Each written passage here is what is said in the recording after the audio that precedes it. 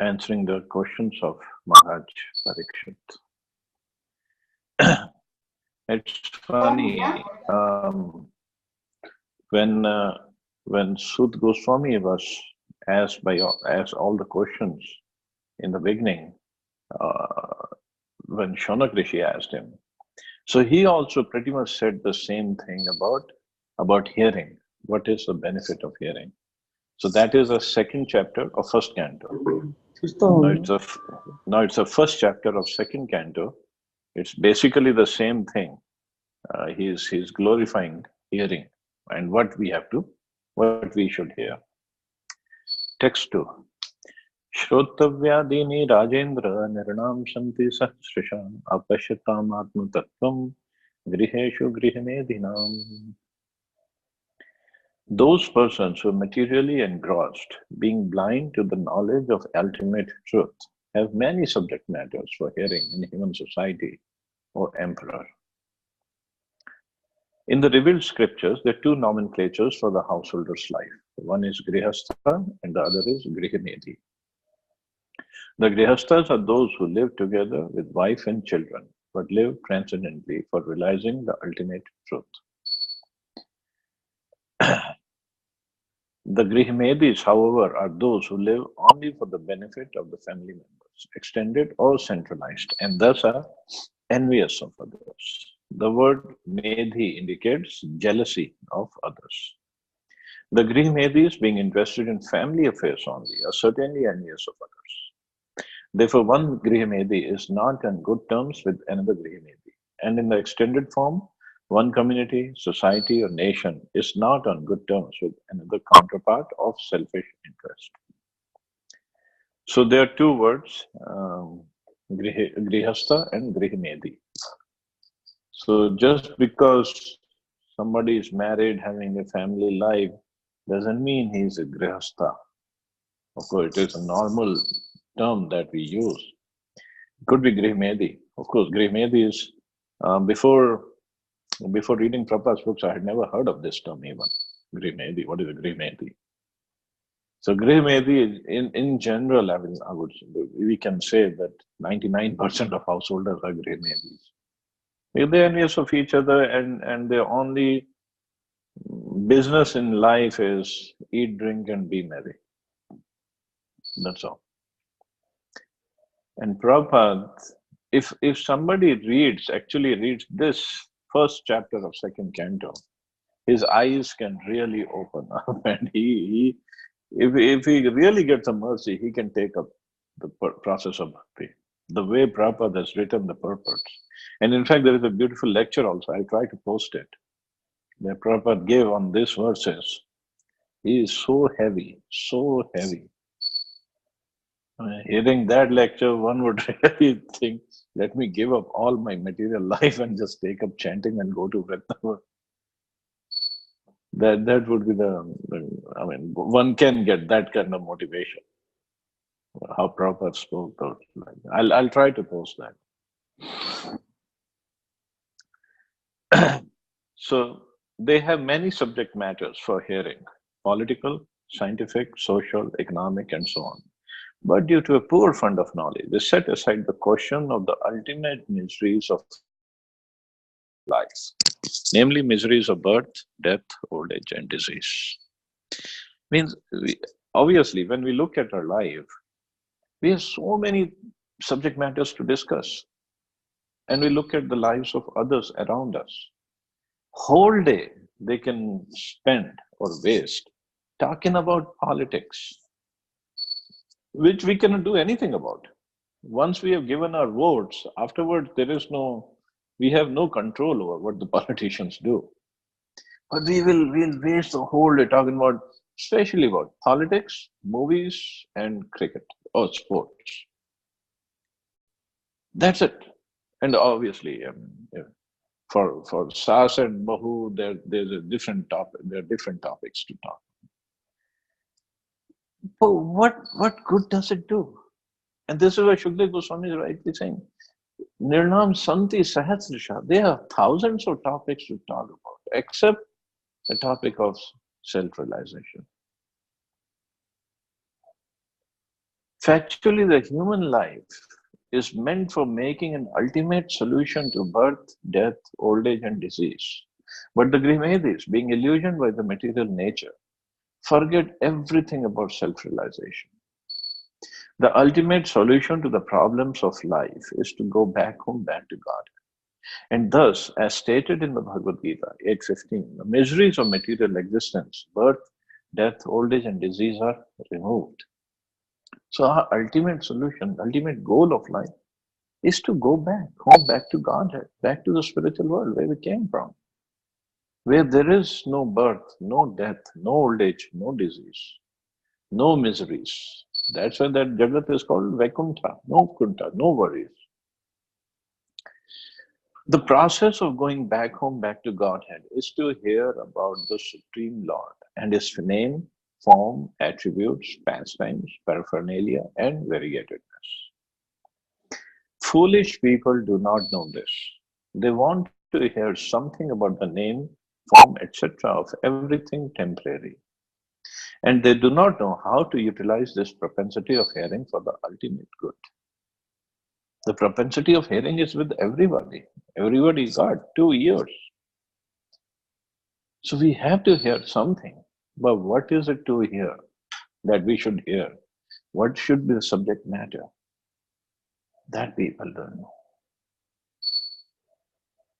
And we do enjoy talking about everything that is temporary and actually is of no use when we really take pleasure in that. And that's why Prabhupada said, foolish people do not know this. Misguided as they are, they also create some false literatures about the name, form, attributes, etc. of the ultimate truth.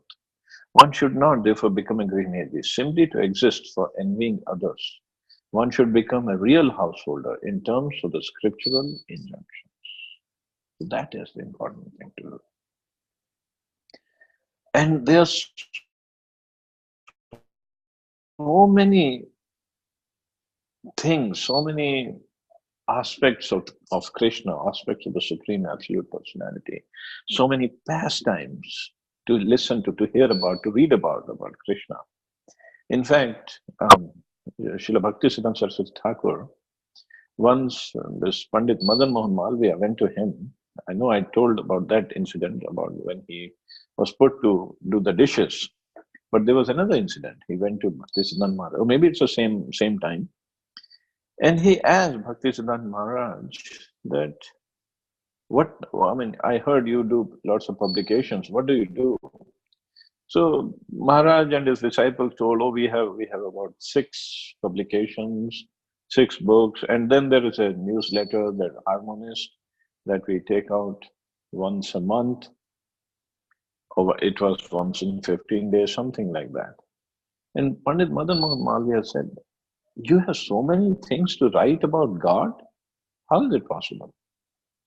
Then Bhaktisiddhanta Saraswati Thakur told him that Bhagavad Gita, according to Bhagavad Gita, this material world, Krishna says, it's ekanshena sthito jagat.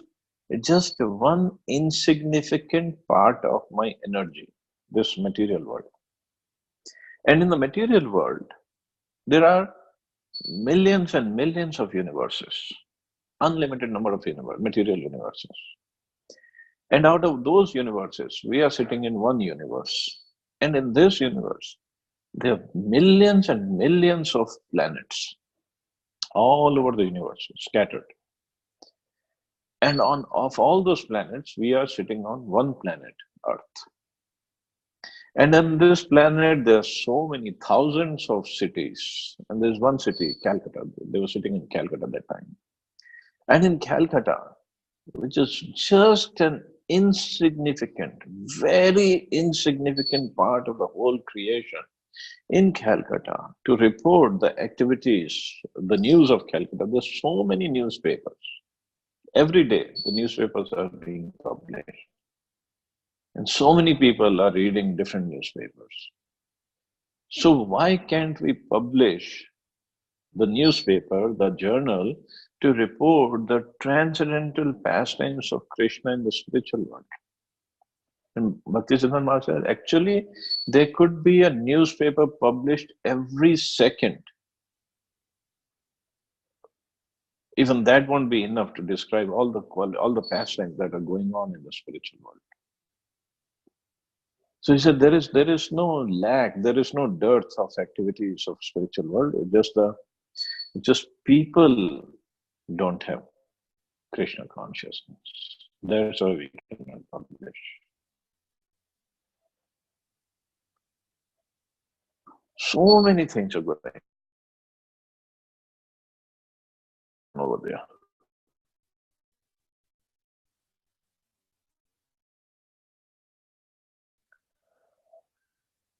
And Krishna being is that what kind of pastimes are happening? We can only speculate, or we can, if we read about some self-realized souls realizations, then we can know something about the spiritual world. Otherwise, we have no information. We can appreciate whatever is going on over there, and we can hope, we can desire that once I get purified enough, I would love to be in those pastimes. But those are all transcendental, super sweet, super positive pastimes. And by listening to them, by hearing about them, we get purified. Purification is of our consciousness that I can enjoy in this material world. Where there is nothing to enjoy at all anyway. So that is spiritual world, and we are stuck here and in our daily political news and social news and the economic news and the fashion and the movies and cricket and other things, whatever is going on. Of course, I mean, somebody has to take care of material life. Yes, one has to, but the stress should be on the spiritual life. How to make progress spiritually. Text 3. Nidrya hriyate naktam yavayan chavavya divacharte haya rajan kutumba bharane nava. If you think Prabhupada was tough enough, or Prabhupada's Guru Maharaj, actually Bhaktisiddhanta Maharaj was more tough. But look at the shlokas that Shukdev Goswami has started speaking, right from the beginning. The lifetime of such an envious householder is passed at night, either in sleeping or in sex indulgence, and in the daytime, either in making money or maintaining family members. Actually, it is truth, but how strong words that Shukdev Goswami is using. The present human civilization is primarily based on the principles of sleeping and sex indulgence at night, and earning money in the day and spending the same for family maintenance. Such a form of human civilization is condemned by the Bhagavad school. Means human civilization is not just for that. At night, sleeping and sex indulgence, and in the day, making money and taking care of the family. That's it. Because human life is a combination of matter and spirit soul, the whole process of Vedic knowledge is directed at liberating the spirit soul from the contamination of matter. The knowledge concerning this is called Atma Tattva. Those men who are too materialistic are unaware of this knowledge and more inclined to economic development for material enjoyment. Such materialistic men are called karmis, or fruitive laborers, and they are allowed regulated economic development or association of women for sex indulgence. Those who are above the karmis, that is the jnanis, yogis and devotees, are strictly prohibited from sex indulgence. The karmis are more or less devoid of Atma Tattva knowledge, and as such, this life is spent without spiritual profit. The human life is not meant for hard labor for economic development, nor is it meant for sex indulgence like that of dogs and hogs. It is specially meant for making a solution to the problems of material life and the miseries thereof. So the karmis waste their valuable human life by sleeping and sex indulgence at night and by laboring hard in the daytime to accumulate wealth. And after doing so, they try to improve the standard of materialistic life. The materialistic way of life is described herein in a nutshell, and how foolishly men waste the boon of human life is described as follows. So this is in sum total. In one shloka, Shukdev Goswami has summarized the life of all the people in the world. So nighttime, sleeping or sex, and daytime, just running around to make money and taking care of the family. That's it. This is what he says. They don't know about the Atma Tattva. They don't know about the real goal of life. They're blind towards Atma Tattva. And how foolishly men waste the human life. Deha patya kalutradishva atma sanishva satsvapi tesham brahmato nidhanam pashyan api na pashyati. Persons devoid of Atma do not inquire into the problems of life, being too attached to the fallible soldiers like the body, children, and wife. Although sufficiently experienced, they still do not see the inevitable destruction. This material world is called the world of death. It's called Martya, Martyaloka. Every living being, beginning from Brahma, whose duration of life is some thousands of millions of years, down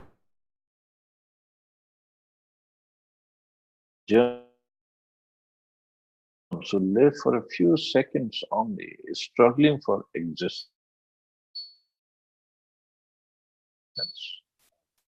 Therefore, this lack of fun, competent enough to come to this great struggle for existence, but being too attached to family members, society, country, etc., he wants to win over the invincible material nature by the aid of bodily strength, children, wife, relatives, etc. So this is what we all try to do. We want to win over. Whenever some bad situation comes in our life, we want to win over. We want to just bypass that by depending upon a bodily strength. Could be physical, could be emotional, could be fiscal strength, or children, or wife, or relatives, etc. Although he is sufficiently experienced in the matter by dint of past experience and previous examples of his deceased predecessors, he does not see that the so-called fighting soldiers, like the children, relatives, society members, and countrymen, are all fallible in the great struggle. One should examine the fact that his father or his father's father has already died, and that he himself is therefore also sure to die. And similarly, his children, who are the would-be fathers of their children, will also die in due course. No one will survive in this struggle with material nature. But our philosophy is, yes, we all are going to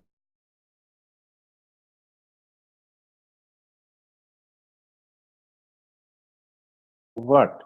As long as we are living, we should, but that comfort cannot be there. And comfortable living means make money. By hook or crook, we have to make money. Just like we know this Jaspal Bhatti, he was a comedian and used to have a nice show. So in one of the shows, he acted like as a contractor, as a builder. And he builds a bridge. Of course, he doesn't build, he just talk going on. He was making some fun. So the bridge, before the inauguration or day or at the time of inauguration, it falls down. So many people die. So police comes to catch him, and he's making sarcasm with them. He says, वो क्या हुआ, जान तो आने जानी चीज होती है, पैसा ही है दुनिया में रहता है।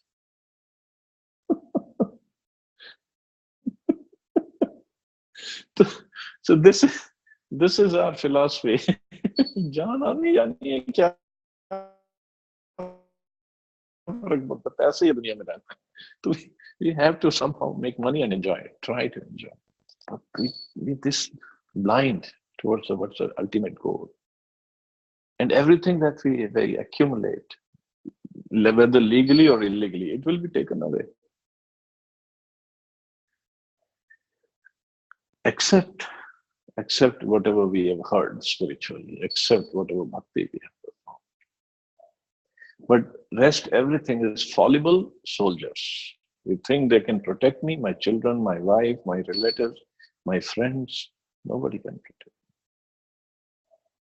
And in the previous chapter, when Parikshit Maharaj was sitting at the bank of Ganges, he was inquiring from the sages, and there that words come when it said that if somebody becomes a devotee, and Krishna not only protects him, not only becomes grateful to him, but to his family members also. So Krishna is the infallible protector. Rest, everybody is fallen. Krishna becomes so obliged to somebody, to that family where a person became a devotee. And I posted that shloka with Narsinghdev told Prahlad Maharaj, 21 generations of a family, 10 before, 10 future, and 1 current. They've all become liberated.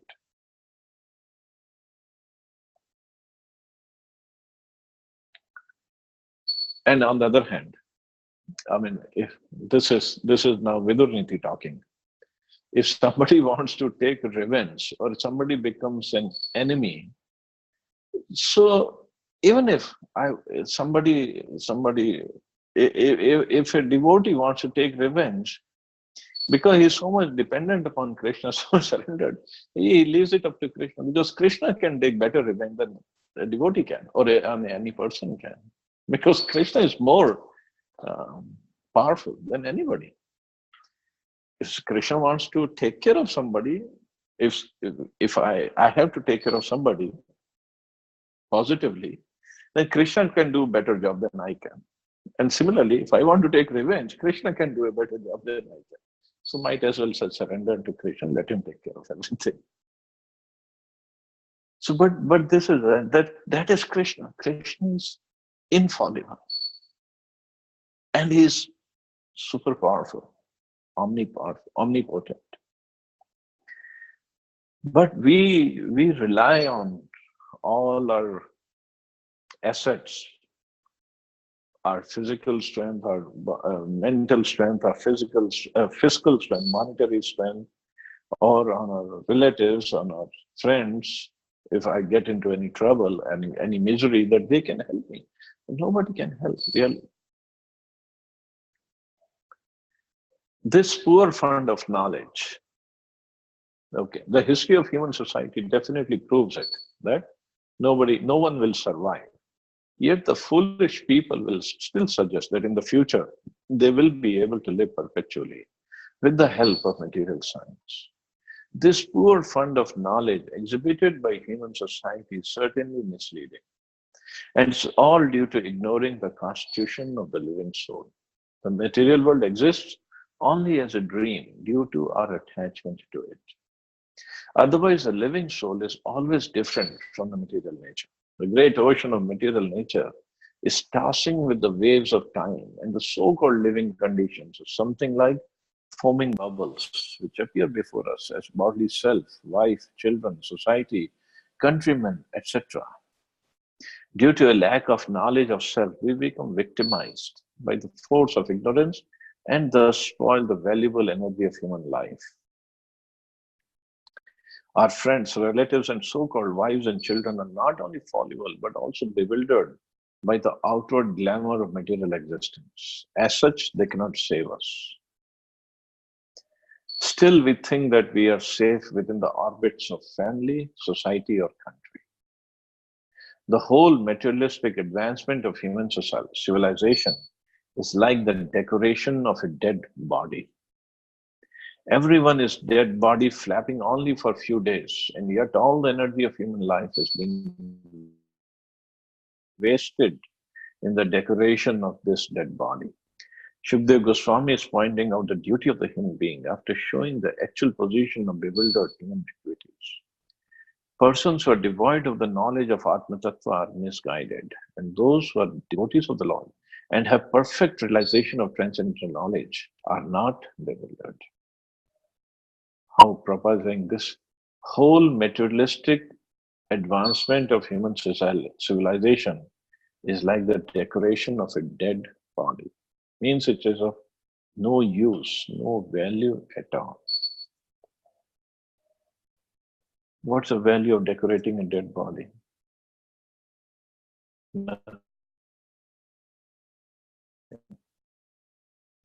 It is a dead body, don't have Krishna. Whole advancement is missing.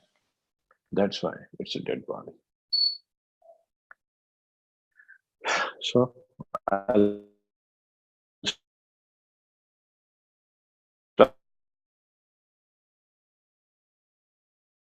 see anybody have any questions, comments?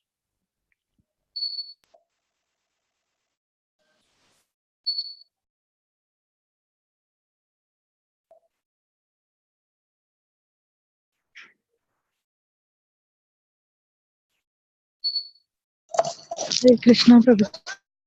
Hare Krishna, Mata. Prabhuji, I have one question that it's not related to this class. Question is after this Kali Yuga, when this Kali Yuga will going to end, the Satyug will going to start and the same pastimes will going to happen. Same, but with some difference. Some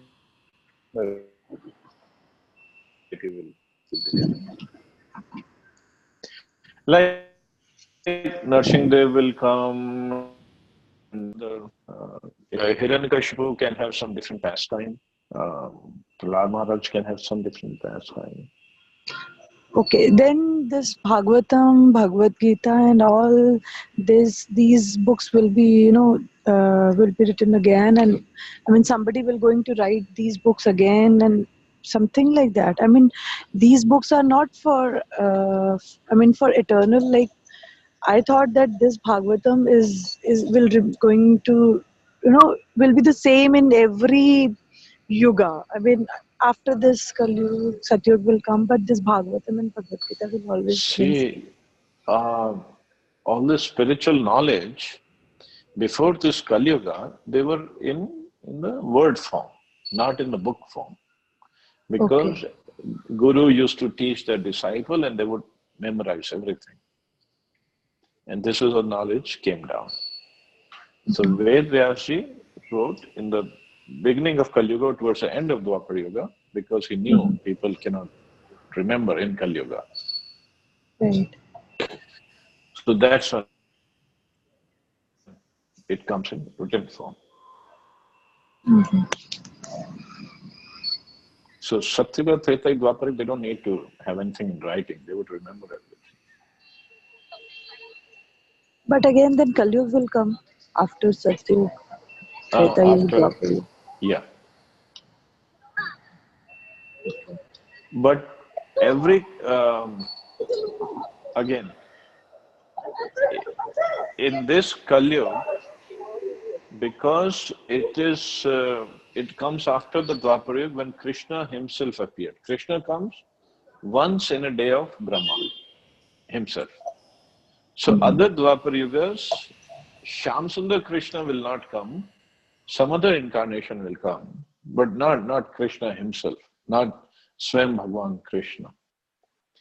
So in that Dwapar Yuga, Vyasdev who comes, because now in this Kali Yuga, when Krishna comes, the Ved Vyas, then he comes, he has special powers. He gives lots of things that other Vyasdevs don't give in other Kali Yugas. I don't know the exact details, but I know the other Kali Yugas, we don't get this much mercy, this much of information. So this Kali Yuga is special. And actually in this Kali Yuga, like whenever Krishna comes, the following Kali Yuga, Chaitanya Mahaprabhu comes. So Chaitanya Mahaprabhu also doesn't come in every Kali Yuga. So the Sankirtan movement doesn't happen in every Kali Yuga. It only happens in this Kali Yuga. Or Sankirtan movement happens, but it doesn't give Golokera Krishna Prem. In this Kali Yuga, Golokera Krishna Prem can be obtained by Sankirtan Yagya, chanting of the Holy, congregational chanting. But in other Kali Yugas, not the Golokera Prem, one can go to Vaikuntha, but not to Golok Vrindavan. Because in this Kali Yuga, Shri Krishna Chaitanya himself, Krishna has come as Chaitanya Mahaprabhu to give that mercy. So we are very fortunate actually to be born in this Kali Yuga and to be part of Sankirtan movement of Chaitanya Mahaprabhu. So we should take full advantage of it. Sorry if I digressed from the answer, from the question. Oh, no. Thank you so much. You've explained very well. Thank you, Mata. Hare Krishna. Just a sec. Let me. Can you see it? Huh? This picture, Prabhuji. Which picture? From Krishna's, this second canto book, the picture behind the book. So Okay. Krishna is coming out of the flute. Sorry, Brahmaji is coming out of the flute. I guess it's like that. Brahma, I'm gonna mute you because it's getting disturbed. So Brahmaji comes he will appear on the lotus flower coming from the navel, the stem, and the lotus flower comes from the navel of Garbhodaksha Vishnu. Brahmaji appears on that. And when Brahmaji could not understand what's the purpose of me being here, so he goes down into the stem of the lotus flower. He almost goes to the navel of Vishnuji, but he doesn't understand where am I. So he climbs back up and sits on the lotus flower. Then he hears a voice, tapa, do some tapasya. So he does tapasya for a long time. Then after the tapasya, because he was so purified, he hears the beautiful sound of flute that is coming from Krishna's flute. But that sound was Gayatri Mantra. And from that Gayatri Mantra, he understands what he has to do, how to do creation. So when we see that picture and we see this line coming from Krishna to Brahmaji, that is the mantra that he's receiving, the knowledge that he's receiving from Krishna to do the creation. So that's how he does the creation. Thank you, Prabhuji. I was thinking You will. it was from the navel. How come it's coming from the flute? Thank you so much. So from flute, he got the knowledge. Okay. So I guess we can stop. Well, Hare Krishna. Jai Srila Prabhupada. Hare Krishna, Prabhuji. Thank